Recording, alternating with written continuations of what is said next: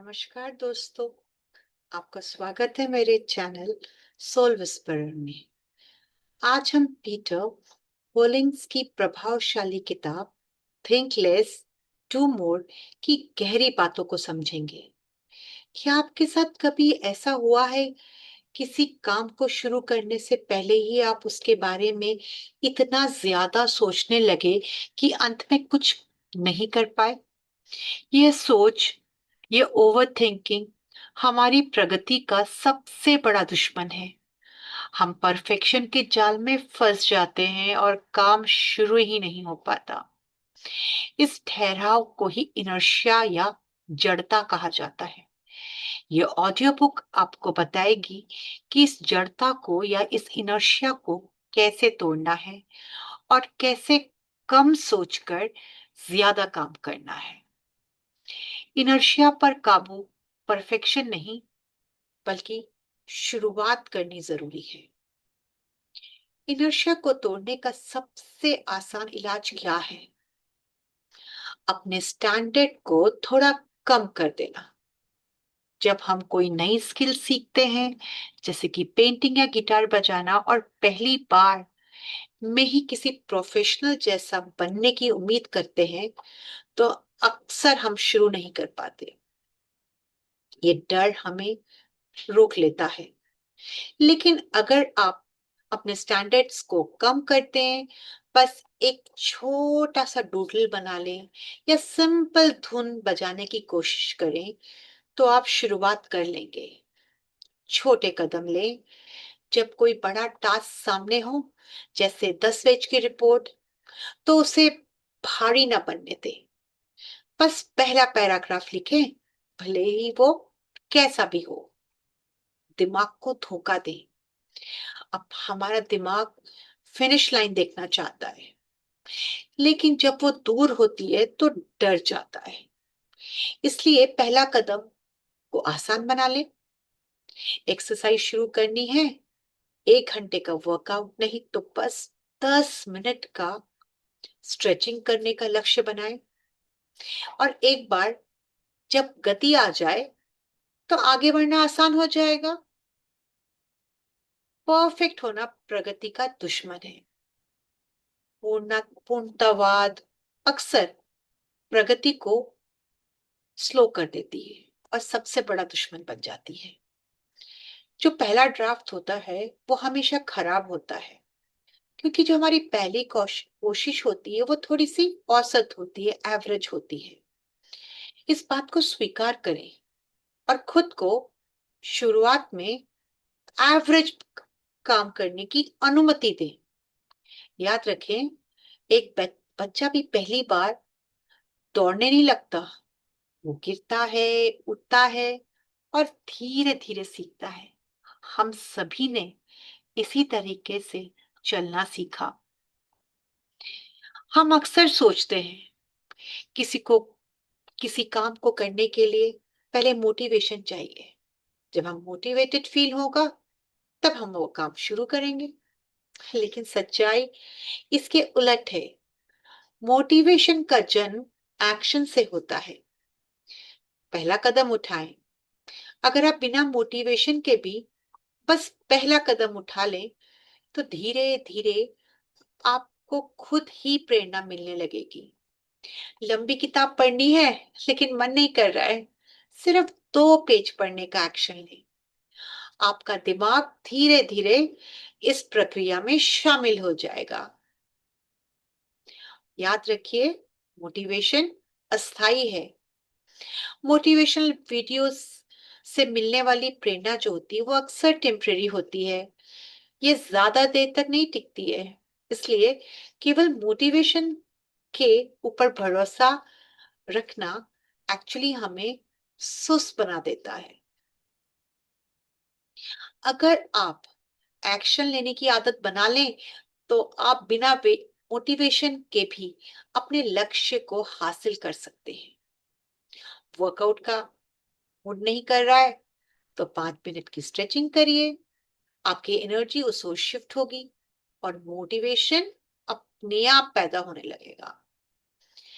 जब आप सिर्फ सोचते रहते हैं कि कोई काम मुश्किल है और वो और भी कठिन लगता है।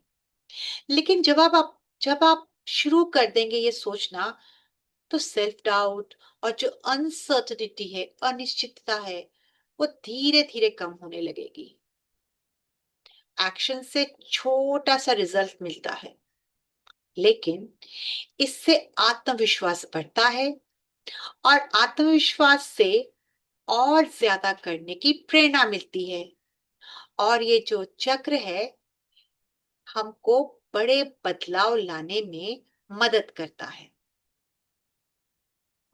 रिस्क का नाम सुनते ही हमारे दिमाग में डर पैदा हो जाता है, लेकिन असल में रिस्क सिर्फ खतरा नहीं है, बल्कि ग्रोथ का एक जरिया भी हो सकता है।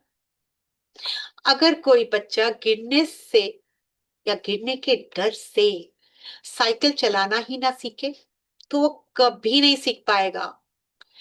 कंफर्ट जोन में कोई रिस्क नहीं होता है, इसलिए वहां ग्रोथ भी नहीं होती है।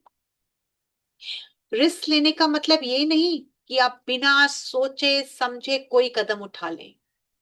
इसका मतलब है कैलकुलेटेड रिस्क लेना।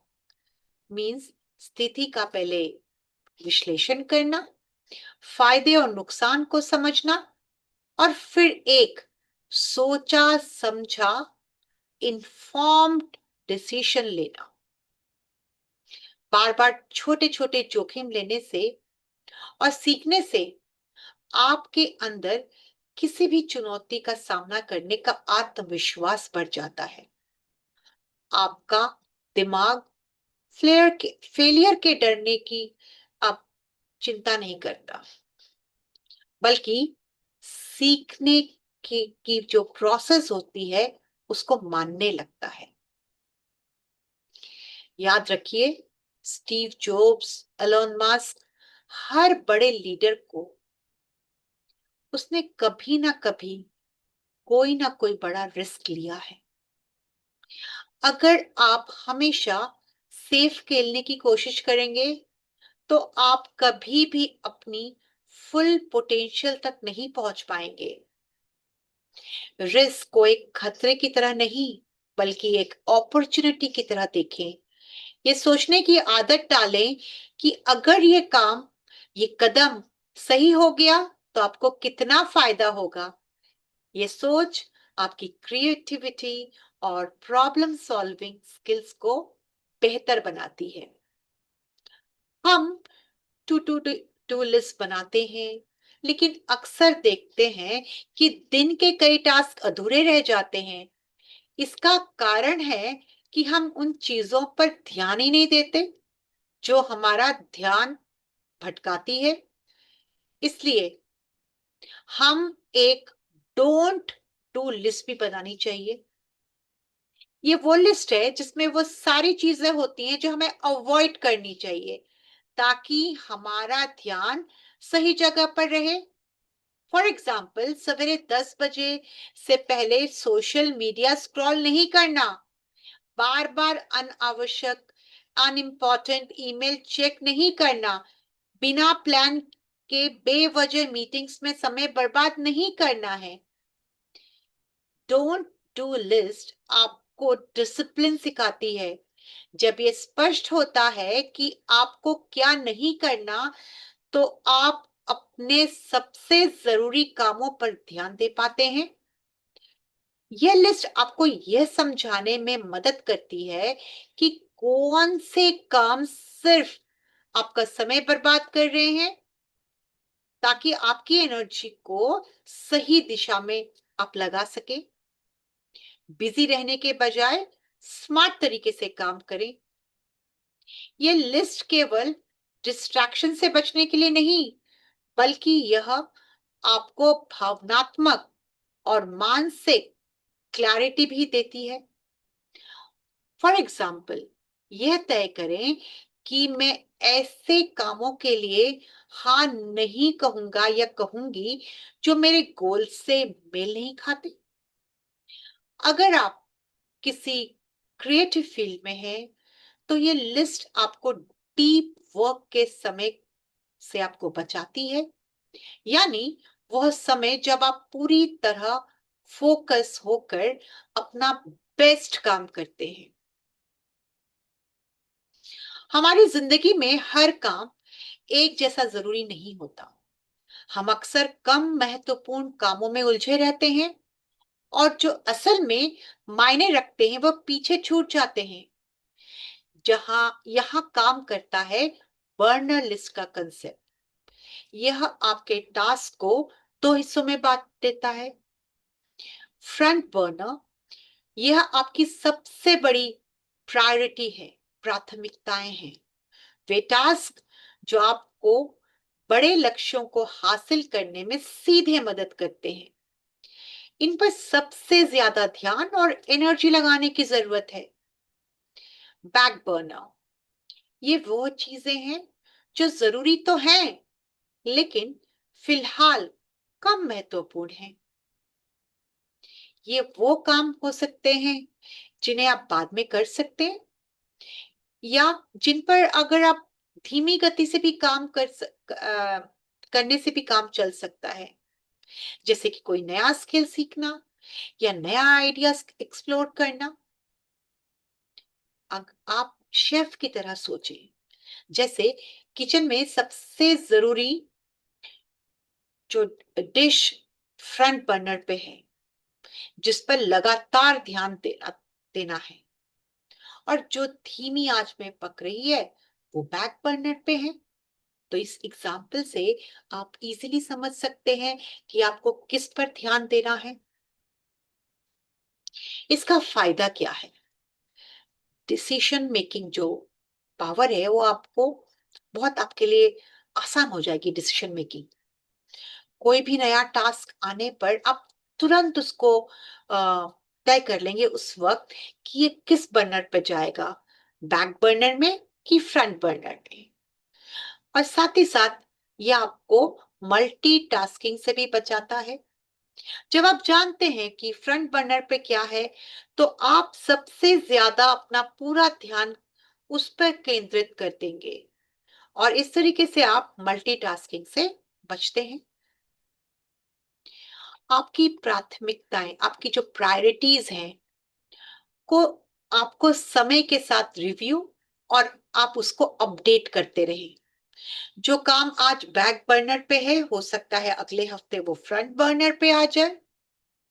यह सिस्टम आपको डिसिप्लिन सिखाता है और सही चीजों पर अपनी एनर्जी लगाने में मदद करता है। छोटे छोटे डिसीजंस पर भी ज्यादा सोचने से हमारा दिमाग जो है वो थक जाता है। इसे कहते हैं ओवर एनालिसिस, और ये हमारी प्रोडक्टिविटी को कम कर देता है। इससे बचने के लिए सुपर स्ट्रक्चर डिसीजन का जो मॉडल है, हमें वो अपनाना चाहिए। यह एक बहुत स्ट्रक्चर्ड तरीका है जिससे आप जल्दी और सही डिसीजंस ले सकते हैं। ऑटोमेशन, अपनी रोजमर्रा के जो डिसीजन हैं, उन डिसीजंस को आप ऑटोमेट कर दें। जैसे कि स्टीव जॉब्स की तरह हमेशा एक जैसे कपड़े पहनना या जिम जाने के लिए दिन फिक्स कर देना, जिसे हमें हर दिन सोचना नहीं पड़े कि मुझे आज क्या करना है, मुझे जिम कब जाना है, मुझे कैसे कलर के कपड़े पहनना है। डिसीजन मेकिंग क्राइटेरिया सेट करें। बड़े डिसीजन लेने से पहले कुछ प्री डिफाइंड क्वेश्चंस तैयार रखें। एक फॉर एग्जांपल, क्या ये डिसीजन मेरे लॉन्ग टर्म गोल से मेल खाता है? अगर ये गलत साबित हुआ तो सबसे बुरा असर क्या होगा? यह सवाल आपके लिए प्री डिफाइंड फिल्टर्स का काम करेगा, जिससे आप ज्यादा सोचे बिना सही चुनाव कर पाएंगे। अपने अतीत, अपने पास के गलत डिसीजंस का विश्लेषण करिए कि गलती कहाँ हुई थी। इससे अगली बार आपको डिसीजन मेकिंग जो पावर है आपकी वो बेटर हो जाएगी। और इसका फायदा क्या है इस मॉडल का? ये मॉडल न केवल आपकी डिसीजन मेकिंग स्पीड को बढ़ाता है, बल्कि आपकी मेंटल क्लैरिटी को भी बढ़ाता है। ये आपके डिसीजन पैरालिसिस से बचाता है कि माने जब दिमाग सोच नहीं पाता है, पैरालाइज हो जाता है। यानी जब आप बहुत सारे विकल्प होते हैं, जब आप कुछ तय नहीं कर पाते हैं, इसे बोलते हैं डिसीजन पैरालिसिस। तो आपको इससे भी बचाता है। एक सिस्टम होने से आप तेजी और आत्मविश्वास के साथ निर्णय ले पाते हैं। जो हमारी बॉडी है वो एक नेचुरल रिदम के हिसाब से काम करती है, जिसे अल्ट्राडियन रिदम्स कहा जाता है। ये हमारे एनर्जी लेवल्स को पूरे दिन ऊपर नीचे करती रहती है। हाँ, जो हमारी बॉडी है लगभग 90 से 120 मिनट, करीब 1.5 से 2 घंटे के चक्र में काम करती है। इस टाइम में, इस अवधि के बाद हमारी एनर्जी नेचुरली कम होने लगती है और हमें छोटे ब्रेक की जरूरत होती है। अपने एनर्जी के पैटर्न को ऑब्जर्व करिए और देखिए दिन के किस समय में आप सबसे ज्यादा एनर्जेटिक और फोकस महसूस करते हैं। ये आपके पीक परफॉर्मेंस आवर्स हैं। अपने काम को रिदम के साथ जोड़ें। हाई एनर्जी टाइम, सबसे जरूरी जो काम है, जो डिमांडिंग वर्क है, टास्क है, जिनमें आपको सबसे ज्यादा कंसंट्रेशन और क्रिएटिविटी लगती है, आप इस टाइम में करिए जब आपकी हाई एनर्जी होती है। और लो एनर्जी टाइम में आप अपने हल्के काम करिए जिसमें कम दिमागी मेहनत की जरूरत हो, जैसे कि सिर्फ ईमेल चेक करना, मीटिंग्स अटेंड करना, प्लानिंग करना। आप याद रखिए कि लगातार आप हाई एनर्जी काम किसी के लिए भी करना संभव नहीं है।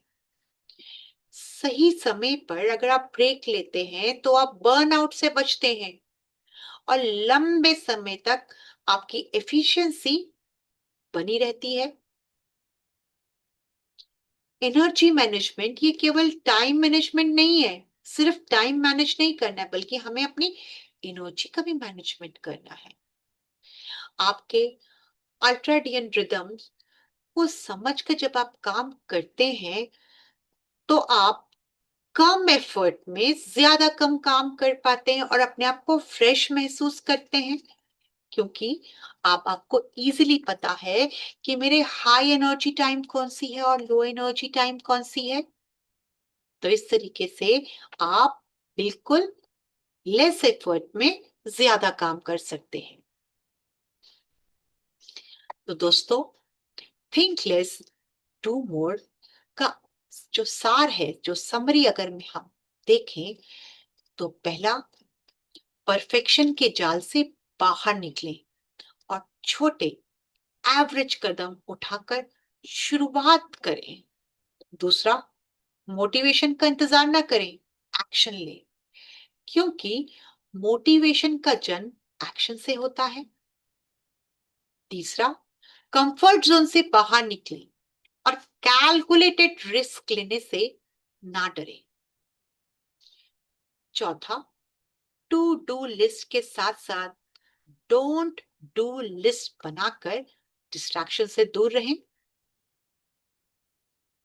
पांचवा, बर्नर लिस्ट से अपनी प्रायोरिटीज को ऑर्गेनाइज करें और सबसे जरूरी चीजों पर पहले फोकस करें। छठा, सुपर स्ट्रक्चर डिसीजन मॉडल से ओवरथिंकिंग को रोकें और आत्मविश्वास से डिसीजन मेकिंग पावर अपने लीजिए।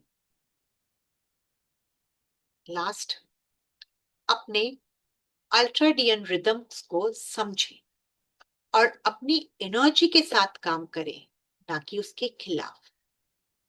कम सोचिए, और बस काम शुरू कर दीजिए। एक बार आप गति में आ गए, मोशन में आ गए, तो इनर्शिया खुद ही खत्म हो जाएगा। धन्यवाद। आपका आपने इस समरी को अंत तक सुना, और मैं आपसे निवेदन करूंगी कि आप मेरे इस चैनल को सब्सक्राइब करें, वीडियो को लाइक करें, कमेंट करें और शेयर करें, ताकि दूसरों की भी जिंदगी आप बदल सकें। धन्यवाद।